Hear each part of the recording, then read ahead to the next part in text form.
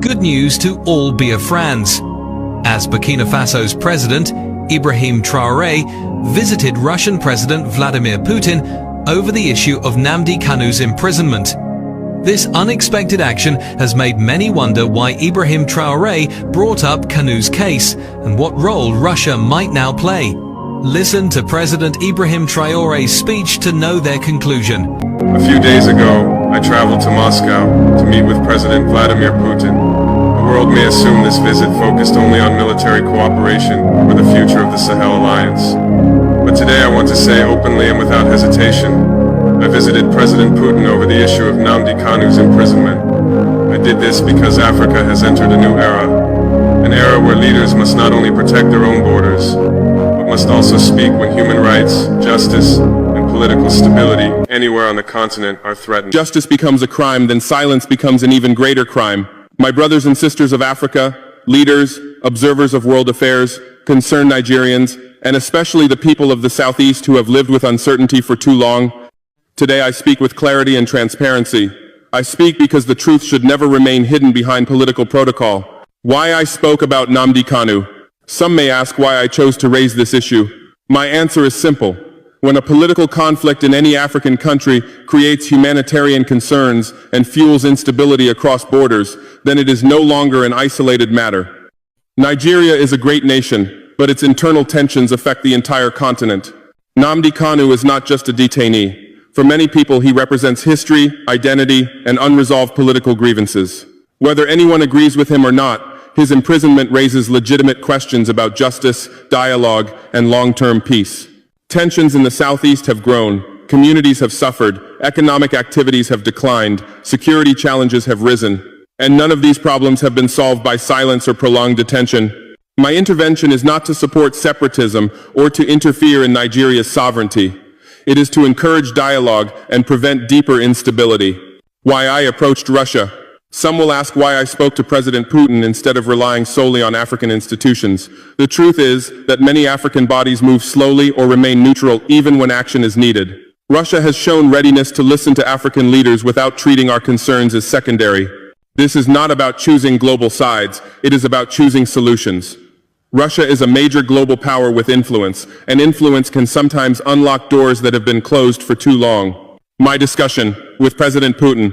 During our meeting, I presented the full context of Nnamdi Kanu's detention. I explained the social and political history, the rise in tension, the grievances of the Southeast, and the risks that prolonged detention poses to regional stability. I emphasized that Africa cannot build a peaceful future while ignoring unresolved political wounds. President Putin listened carefully. He asked questions. He examined the broader implications, and he acknowledged the importance of African-led solutions to African problems. He said something important. If dialogue can save lives, Russia will support dialogue. This gives hope. It signals readiness to support peaceful efforts aimed at resolving long-standing issues. What I did not do. I want to make this absolutely clear. I did not advocate for the breakup of Nigeria. I did not promote any separatist agenda. I did not challenge Nigeria's sovereignty. I did not take sides in Nigeria's internal politics. My purpose was humanitarian and strategic. My goal was to prevent further instability in West Africa. My message was that justice, fairness, and open dialogue are necessary for peace. The message to Nigerians. To the government of Nigeria, this is not an attack. It is an appeal for political maturity and constructive engagement. To the people of the Southeast, especially those who have long prayed for intervention, your concerns have been heard at a high diplomatic level. To Nigerians in all regions, unity is strongest when grievances are addressed rather than ignored. And to the Biafran community worldwide, this is not the final answer, but it is the first meaningful step toward an international conversation that has too often been avoided. Africa's responsibility. Africa cannot continue ignoring political crises because they seem uncomfortable. Africa cannot progress if its leaders remain silent about issues that harm millions. We must build a continent where justice is not delayed, where political disagreements are resolved through discussion, and where human rights are respected. This intervention is part of a larger message. Africa must no longer wait for outsiders to dictate solutions. Africa must act. Agreements reached with President Putin. Fictional. After long discussions, President Putin and I agreed on several important steps. 1. A diplomatic working group will be created involving Russia, Burkina-Faso, and other interested African nations to encourage peaceful dialogue between the Nigerian government and concerned groups. 2. Russia is willing to support Nigeria by helping create a framework for discussions on political reconciliation, human rights, and security. 3. A humanitarian assessment will be encouraged for political detainees and prison conditions across the region, including cases like Nnamdi Kanu's. 4.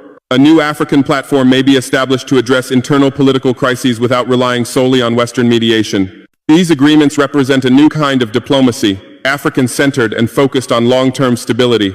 Our final joint conclusion. After hours of conversation, President Putin and I agreed on a clear conclusion. Africa cannot afford unresolved political disputes that lead to violence or instability. Dialogue is essential, peace is essential, justice is essential, and where justice is delayed, peace is put at risk. We agreed that the issue of Nnamdi Kanu must be handled with wisdom, fairness, and urgency, not as a threat to Nigeria's unity, but as an opportunity to heal long-standing grievances and strengthen stability. This is not interference in Nigeria's sovereignty.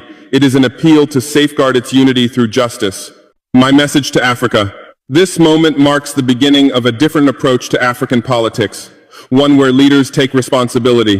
One where justice is addressed directly.